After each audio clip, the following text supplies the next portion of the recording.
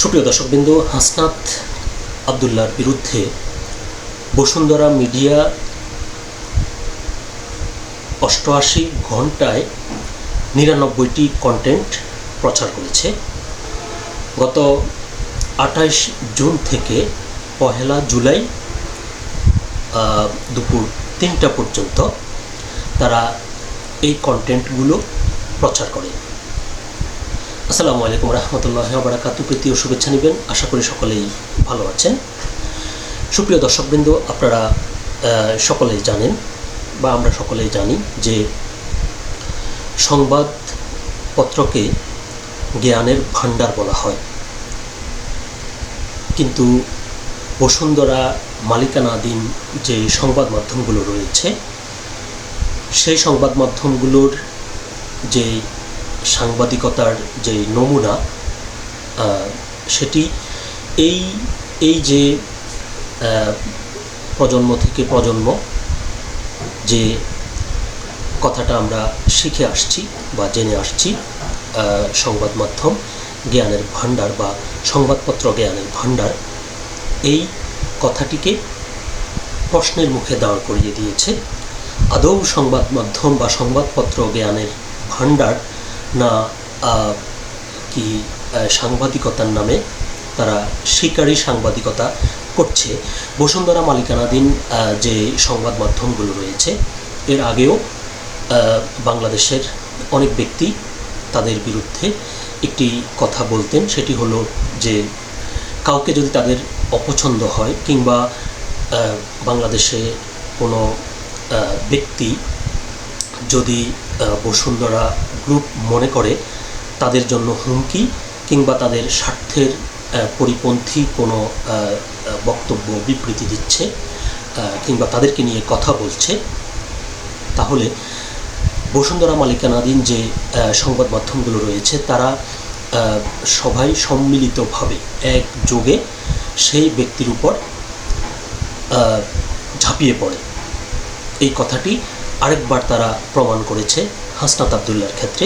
তো এই পুরো বিষয়টি নিয়ে একেবারে বিশ্লেষণধর্মী একটি রিপোর্ট প্রকাশ করেছে দ্য ডিসেন্ট।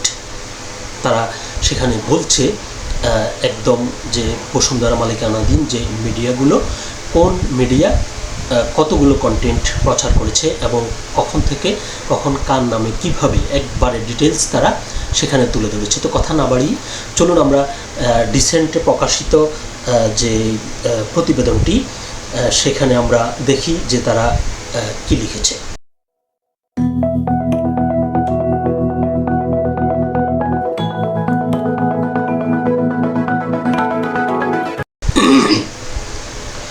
বসুন্ধরার বিরুদ্ধে বক্তব্যের পর 5টি মিডিয়া হাসনাতের বিরুদ্ধে 80 ঘন্টায় 99 কন্টেন্ট। এটি হচ্ছে ডিসেন্টের শিরোনাম। খবরটি বিস্তারিত বলছে যে 25 জুন জাতীয় সংসদে বাজেট আলোচনায় অংশ নিয়ে এনসিপির সংসদ সদস্য হাসনাত আবদুল্লাহ বসুন্ধরা গ্রুপের বিরুদ্ধে একাধিক অভিযোগ তোলেন। তিনি বসুন্ধরা গ্রুপের বিরুদ্ধে করা দুদকের মামলার অগ্রগতি না হওয়া, সরকারি দলের সাথে সম্ভাব্য আন্ডার টেবিল সমঝোতা এবং গ্রুপটির বিরুদ্ধে আইনগত ব্যবস্থা না নেওয়ার কারণ নিয়ে প্রশ্ন তোলেন। একই সঙ্গে তিনি অভিযোগ করেন, কেউ বসুন্ধরা গ্রুপের বিরুদ্ধে কথা বললে তারা তাদের মালিকানাধীন সংবাদ মাধ্যম ব্যবহার করে ওই ব্যক্তির বিরুদ্ধে প্রচারণা চালানো শুরু করে। এই কথাটি কিন্তু বসুন্ধরা গ্রুপের মালিকানাধীন যে সংবাদ মাধ্যম সেটি ইতিমধ্যেই প্রমাণ করে দিয়েছে। হাসনাতের এই বক্তব্যের পর থেকে গত 4 দিনে হাসনাত আবদুল্লাহর বিরুদ্ধে বসুন্ধরার মালিকানাধীন 5টি সংবাদ মাধ্যমে সংঘবদ্ধভাবে ধারাবাহিক সমন্বিত নেতিবাচক প্রচারণা চালানো হচ্ছে। দ্য ডিসেন্ট বিশ্লেষণ করে দেখেছে, হাসনাত আবদুল্লাহ এ সংসদে বক্তৃতার পর গত 28 জুন সকাল 7টা থেকে আজ 1 জুলাই, অর্থাৎ তারা গতকালকের কথা বলছে, গতকাল দুপুর 3টা পর্যন্ত মোট 4 দিনে 80 ঘন্টায় বসুন্ধরা গ্রুপের মালিকানাধীন 5টি সংবাদ মাধ্যম কালের কণ্ঠ, বাংলাদেশ প্রতিদিন, নিউজ 24, ডেইলি সান এবং banglanews24.com হাসনাত আবদুল্লাহর বিরুদ্ধে সর্বমোট 99টি নেতিবাচক কন্টেন্ট প্রচার করা হয়েছে। অনেক ক্ষেত্রেই হুবহু একই প্রতিবেদন অল্প সময়ের ব্যবধানে 5টি সংবাদ মাধ্যমে প্রকাশিত হয়েছে। এখন তারা বলছে যে সংসদে হাসনাত কি বলেছিলেন। গত 25 জুন বৃহস্পতিবার জাতীয় সংসদে 26-27 অর্থ বছরের প্রস্তাবিত বাজেটের উপর সাধারণ আলোচনায় অংশ নিয়ে হাসনাত বলেন, আমরা দেখেছি অন্তর্বর্তীকালীন সরকারের সময় বসুন্ধরার পুত্র আনবির দেশে ঢোকার সাহস পায় নাই, কিন্তু এই সরকার নির্বাচিত হয়ে আসার পরে আমরা দেখেছি সদর্পে এই সোবহানের পুত্র এই ধর্ষক দেশে ঢুকেছে। তিনি সেখানে বলেন, অন্তর্বর্তীকালীন সরকারের সময় দুর্নীতি দমন কমিশন বসুন্ধরার বিরুদ্ধে মামলা করেছেন। এই মামলার কি অগ্রগতি হয়েছে সেটা আমরা জানতে চাই আন্ডার টেবিল কোনো ধরনের সমঝোতা হয়েছে কি না। যদি সমঝোতা না হয়ে থাকে তাহলে তাদের বিরুদ্ধে আইনগত ব্যবস্থা নিতে বাধাটা কোথায় সেটা বাংলাদেশের মানুষের সামনে প্রকাশ করতে হবে। হাসনাত আরও বলেন, অন্তর্বর্তীকালীন সরকার এই বসুন্ধরা গ্রুপ যারা বিদেশে টাকা পাচার করেছে, মানুষের সম্পদ দখল করেছে এবং মিডিয়ার মধ্য দিয়ে আওয়ামী লীগের গুম খুন হত্যাকে যারা বৈধতা দিয়েছে, তাদের খুঁটির জোর কোথায় সেটা আমরা জানতে চাই। সরকারি দলের অনেকের মাঝে মাঝে আমাদের কাছে এসে দুঃখ প্রকাশ করে যে আসলে আমরা জেল খেটেছি, আমরা কষ্ট করেছি, আমাদের সন্তানদের সাথে আমরা থাকতে পারি না, কিন্তু আমাদের এই দলের কিছু কিছু মানুষ বসুন্ধরার অ্যাডভাইজার হিসেবে কাজ করে, তাদের মিডিয়ার অ্যাডভাইজার হিসেবে কাজ করে। যে মিডিয়া তারেক রহমানকে, মাননীয় প্রধানমন্ত্রী তারেক রহমানকে দেশদ্রোহী হিসেবে ফ্রেমিং করেছে, সেই মিডিয়ার অ্যাডভাইজর হিসেবে আজকে বসুন্ধরা গ্রুপে আজকে এই সংসদ সরকার দলীয় সংসদ সদস্যদের অনেকেই তারা সেখানে যুক্ত বলেন তিনি। এই বসুন্ধরার বিরুদ্ধে যারা কথা বলে তাদের বিরুদ্ধে মিডিয়া লেলিয়ে দেওয়া হয়। এতদিন ধরে যারা নিয়ন্ত্রিত মিডিয়ার মাধ্যমে এই ফ্যাসিবাদের পক্ষে যারা বয়ান উৎপাদন করেছেন, তাদের বিরুদ্ধে উনি সুবিচার নিশ্চিত করবেন তিনি দাবি করেন। আচ্ছা, এরপর বলছে যে এই যে 4 দিনে 5টা মিডিয়ার যে 99টি কন্টেন্ট প্রকাশিত হয়েছে, সেটি কিভাবে কোন মিডিয়ায় কতগুলো প্রকাশিত হয়েছে, দ্য ডিসেন্টের এই বিশ্লেষণে শুধুমাত্র বসুন্ধরা গ্রুপের 5টি সংবাদ মাধ্যম প্ল্যাটফর্মে প্রকাশিত কন্টেন্ট পর্যালোচনা করা হয়েছে। কন্টেন্ট সংগ্রহের জন্য সংশ্লিষ্ট সংবাদ মাধ্যমগুলোর ওয়েবসাইট, ফেসবুক পেজ ও ইউটিউব চ্যানেলে প্রাসঙ্গিক কিওয়ার্ড ব্যবহার করে অনুসন্ধান করা হয়েছে। এই বিশ্লেষণের আওতায় প্রিন্ট সংস্করণ অন্তর্ভুক্ত করা হয়নি। 28 জুন সকাল 7:04 কালের কণ্ঠের ওয়েবসাইটে হাসনাত আবদুল্লাহ সাদা সাদা কালা কালা শিরোনামে প্রথম প্রতিবেদনটি প্রকাশিত হয়। এর 8 মিনিট পর সকাল 7:12 একই বিষয় নিয়ে একটি ফটোকার্ডও প্রকাশ করা হয়। ওই সময় থেকে 1 জুলাই দুপুর 2টা পর্যন্ত, অর্থাৎ প্রায় 79 ঘন্টায় বসুন্ধরা গ্রুপের এই 5টি সংবাদ মাধ্যমে হাসনাত আবদুল্লাহকে নিয়ে মোট 99টি কন্টেন্ট প্রকাশিত হয়। 5টি সংবাদ মাধ্যমের মধ্যে আবার কালের কণ্ঠে সবচেয়ে বেশি 76টি কন্টেন্ট প্রকাশিত হয়।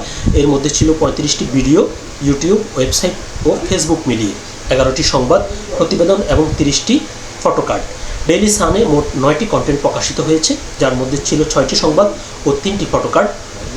বাংলাদেশ প্রতিদিন প্রকাশিত হয় মোট 5টি কন্টেন্ট, যার মধ্যে ছিল 3টি সংবাদ ও 2টি ফটোকার্ড। বাংলা নিউজ 24-এ প্রকাশিত হয় মোট 5টি কন্টেন্ট, এর মধ্যে 4টি সংবাদ, 1টি ফটোকার্ড। অন্যদিকে নিউজ 24ও একই সময়ে হাসনাত আবদুল্লাহকে নিয়ে 4টি সংবাদ প্রকাশিত হয়। দিন ভিত্তিক বিশ্লেষণে দেখা যায় সবচেয়ে বেশি কন্টেন্ট প্রকাশিত হয় 28 জুন। সেদিন 5টি সংবাদ মাধ্যম মিলিয়ে মোট 37টি কন্টেন্ট প্রকাশিত হয়। পরদিন 29 জুন প্রকাশিত হয় 18টি কন্টেন্ট, আর 30 জুন প্রকাশিত হয় 27টি কন্টেন্ট। 1 জুলাই প্রতিবেদন লেখার সময় দুপুর 2টা পর্যন্ত আরও 17টি কন্টেন্ট প্রকাশিত হয়। তো এখন বলছে যে এই যে কন্টেন্টগুলো তারা তৈরি করেছে বা প্রকাশ করেছে, এর মধ্যে 99টি কন্টেন্টে ঘুরে ফিরে 9টি খবর। 28 জুন থেকে 1 জুলাই পর্যন্ত প্রকাশিত 99টি কন্টেন্ট বিশ্লেষণ করলে দেখা যায় এগুলোর বড় অংশই কোনো স্বতন্ত্র প্রতিবেদন নয়। একই বিষয় বা অভিযোগকে বিভিন্ন ফরম্যাটে সংবাদ, ভিডিও, ইংরেজি অনুবাদ এবং ফটোকার্ড হিসেবে বসুন্ধরা গ্রুপের 5টি সংবাদ মাধ্যমে একাধিকবার প্রকাশ করা হয়েছে। বিশ্লেষণে অন্তত 9টি স্বতন্ত্র বা মূল কন্টেন্ট চিহ্নিত করা যায়, যেগুলো খণ্ডিত করে অধিকাংশ কন্টেন্ট তৈরি হয়েছে। এর মধ্যে উল্লেখযোগ্য হলো হাসনাত আবদুল্লাহ সাদা সাদা কালা কালা, মব বিতর্কে হাসনাত আবদুল্লাহ, হাসনাতের দাপটে আক্রান্ত একদিন মজুর পরিবার, মোহাম্মদ তারেক রহমানের একটি ভিডিও বক্তব্য, রাশেদ খানের বক্তব্য, হাসনাত আবদুল্লাহ সাংবাদিকদের কণ্ঠরুদ্ধ করে দিয়েছিল শিরোনামের ভিডিও, এবং চেতনাবোধ না থাকলে মানুষ হাসনাতদের প্রত্যাখ্যান করবে শিরোনামের ভিডিও। পরবর্তীতে এর সাথে নতুন করে যুক্ত করা হয় বিএনপি নেতা এম এ আউয়াল খানের বক্তব্য, নেতারা শুধু জয় দেখেছেন এই শিরোনামে, এবং নির্দিষ্ট প্রকল্পের দুর্নীতির অভিযোগ নিয়ে মসজিদের অর্থ বরাদ্দে টেন্ডার নৈরাজ্য সংক্রান্ত সংবাদ। এই 9টি মূল কন্টেন্ট থেকে বিভিন্ন শিরোনাম, ভাষা, প্ল্যাটফর্ম ও ফরম্যাটে বাকি কন্টেন্টগুলো প্রকাশ করা হয়েছে। এরপর তারা আরও লিখেছে যে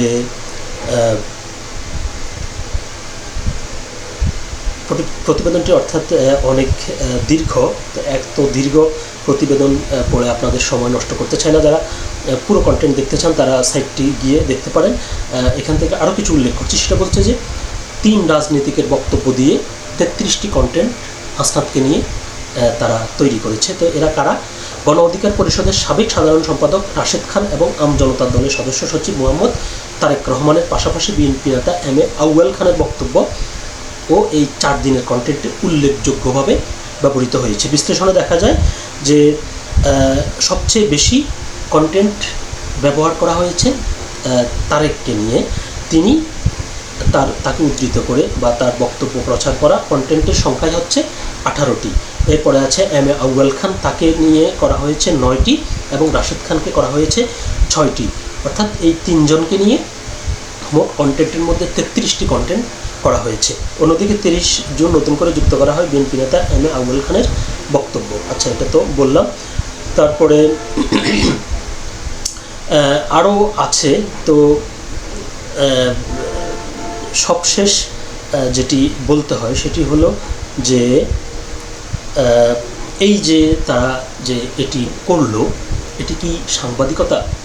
বিশ্লেষকরা কি বলছেন বিষয়টিকে নিয়ে? এটি সাংবাদিকতা না অপসাংবাদিকতা নাকি শিকারী সাংবাদিকতা? আমরা যদি 1-2 জন বিশ্লেষকের মন্তব্য যদি আমরা দেখি, যে যেমন প্রেস ইনস্টিটিউট অব বাংলাদেশের মিডিয়া বিষয়ক সাময়িকী নিরীক্ষা এর 2025 সালের এপ্রিল-জুন সংখ্যায় প্রকাশিত শিকারী সাংবাদিকতার উত্থান পর্ব শীর্ষক প্রবন্ধে গণমাধ্যম বিষয়ক গবেষক অধ্যাপক আবদুল্লাহ আল মামুন লিখেছেন, বর্তমান মূলধারার সংবাদ মাধ্যমের একটি অংশে এমন এক ধরনের সাংবাদিকতা দেখা যাচ্ছে, তাকে তিনি শিকারী সাংবাদিকতা হিসেবে আখ্যায়িত করেছেন। লেখকের ভাষ্য অনুযায়ী এতে সাংবাদিকতা প্রচলিত নীতি নৈতিকতা অনেক সময় উপেক্ষিত হয় এবং ডিজিটাল প্ল্যাটফর্ম, মূলধারার সংবাদ মাধ্যম ও সামাজিক যোগাযোগ মাধ্যমের পারস্পরিক সংযোগের কারণে একই বয়ান দ্রুত ও ব্যাপকভাবে ছড়িয়ে দেওয়া সম্ভব হয়। হাসনাত আবদুল্লাহর বিরুদ্ধে বসুন্ধরার মালিকানাধীন মিডিয়াগুলোতে নেতিবাচক প্রচারণা সম্পর্কে জানতে অধ্যাপক আবদুল্লাহ আল মামুনের সাথে কথা বলে দ্য ডিসেন্টকে তিনি বলেন, হ্যাঁ, এটাকে শিকারী সাংবাদিকতা বলা যায়। কয়েকদিনের মধ্যে একজন ব্যক্তিকে লক্ষ্য করে এতগুলো কন্টেন্ট প্রকাশ করা অবশ্যই শিকারী সাংবাদিকতার মধ্যে পড়ে। তিনি বলেন, এই ধরনের প্রবণতা সংশ্লিষ্ট গণমাধ্যমের ক্ষেত্রে নতুন নয়। 5ই আগস্টের আগে যেমন ছিল, পরেও একই প্রবণতা দেখা গেছে। তাদের উদ্দেশ্য কখনোই সাংবাদিকতা করা থাকে না, বরং নিজেদের স্বার্থে বিভিন্ন সময় বিভিন্ন ব্যক্তিকে টার্গেট করে এই ধরনের শিকারী সাংবাদিকতা করা হয়। তিনি আরও বলেন, এই ধরনের শিকারী সাংবাদিকতাকে জবাবদিহিতা ও শাস্তির আওতায় আনা উচিত। তো এখন প্রশ্ন হচ্ছে যে হাসনাত যদি অন্যায় করে তার বিরুদ্ধে লিখতে পারবে না? অবশ্যই পারবে। হাসনাত অন্যায় করলে হাসনাতের বিরুদ্ধে লিখতে পারবে না কেন? কিন্তু প্রশ্ন হচ্ছে যে এই যে এত অল্প সময়ে এত কন্টেন্ট, বলতে গেলে বাংলাদেশের ইতিহাসে কোনো সংবাদ মাধ্যম কোনো ব্যক্তিকে করেছে কিনা? স্বয়ং সাবেক প্রধানমন্ত্রী শেখ হাসিনা কে নিয়েও এতগুলো কন্টেন্ট এত অল্প সময়ে কেউ করেনি। তো হাসনাত যদি অন্যায় করে থাকে তার বিরুদ্ধে অবশ্যই লিখতে হবে এবং তার জবাব চাইতে হবে। তিনি তো সংসদেও স্পষ্ট করে বলেছেন, কেউ যদি তার বিরুদ্ধে 1 টাকা দুর্নীতি প্রমাণ করতে পারে তাহলে তিনি সংসদ সদস্য পদ ছেড়ে দেবেন।